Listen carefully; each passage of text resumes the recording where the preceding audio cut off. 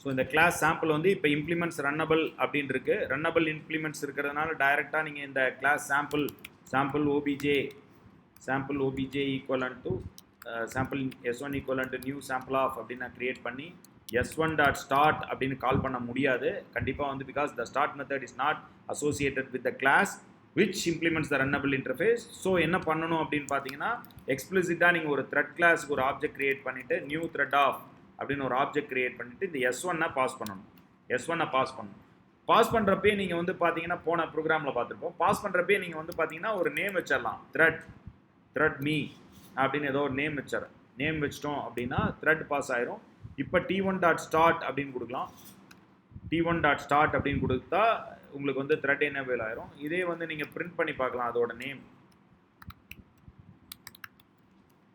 t1 dot get name அப்படின்னு கொடுத்தீங்கன்னா உங்களுக்கு நேம் பிரிண்ட் ஆகும். அதாவது இது என்ன சொல்ல வரேன்னா, த்ரெட் கிரியேட் பண்ணுறப்பே அதுக்கு நேம் வச்சிடலாம். நீங்கள் இப்போ எக்ஸ்பிளிசிட்டாக t1 டாட் செட் நேம்னு நம்ம கொடுக்க தேவையில்லை.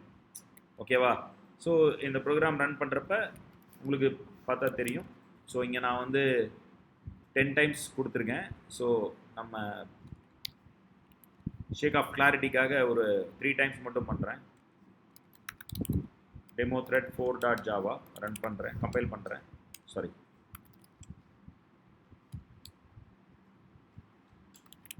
Java demo thread 4.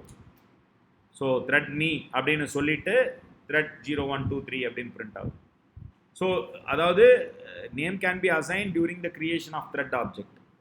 Suppose if you are not assigning the thread name during the creation of thread object, so explicit s1 dot set name அப்படின்னு கொடுக்கலாம். t1 dot set name அப்படின்னு கால் பண்ணிக்கலாம். இங்கேயே நீங்கள் வந்து அதே நேம் கொடுக்கலாம், எது வேணாலும் உங்களுக்கு இஷ்டத்துக்கு கொடுங்க.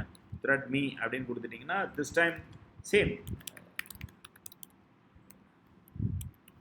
So naming very important. எதுக்காகனா in order to distinguish which thread is on running, எந்த த்ரெட் ரன்னாக இருக்குது அப்படின்னு தெரிஞ்சுக்கிறதுக்காக நீங்கள் நேமிங் கொடுக்கலாம். So either you can directly pass the name along with the creation of thread இந்த ஏரியாவில் கொடுக்கலாம். அப்போ இதோட சின்டெக்ஸ் என்ன அப்படின்னு பார்த்தீங்கன்னா, thread t1 equivalent new thread of பாருங்கள், கமா அப்படின்னு போட்டாவே பாருங்கள் அவன் என்ன சொல்கிறான் பாருங்கள், இந்த இடத்துல ஸ்ட்ரிங் நேம்னு கேட்குறான். So the Sintex is valid. or else you can directly or explicitly using the method set name.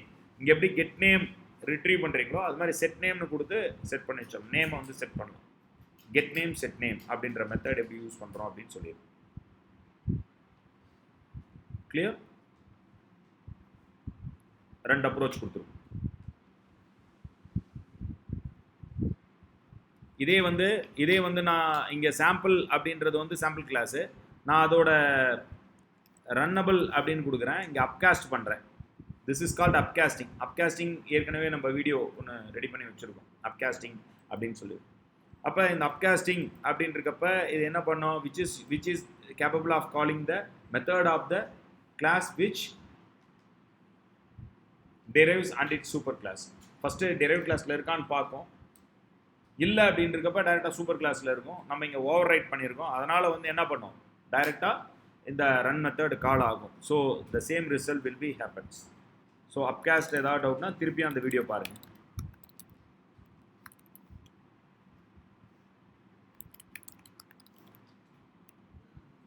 Right, the same output.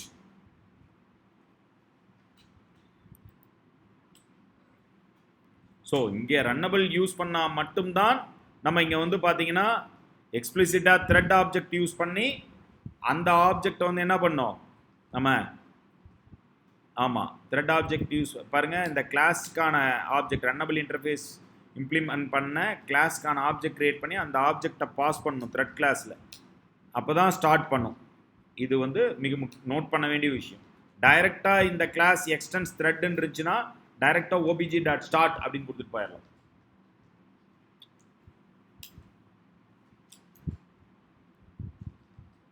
நேற்று இது ரிஜோ பாயிண்ட் பண்ணாரு, அதுக்கான எக்ஸ்பிளனேஷன்.